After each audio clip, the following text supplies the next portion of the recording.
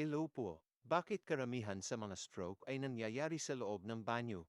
Parman buwelva po uli. Ang stroke o atake sa alta presyon o high blood karamihan ay nangyayari sa loob ng banyo.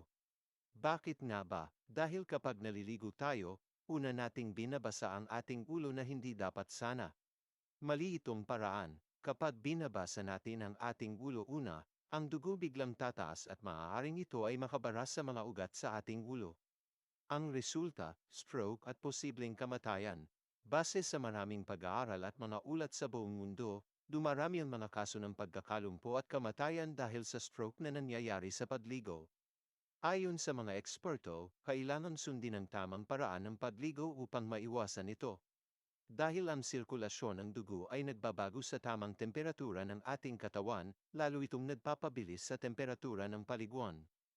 Ayon sa mga doktor, kapag unang binabasa ang ulo, tumaas agad ang dugo. Ang panganib ng stroke dahil dito ay maaaring mangyari at mas lumalala sa mga sumunod na araw. Ano nga ba ang tamang paraan ng pagligo?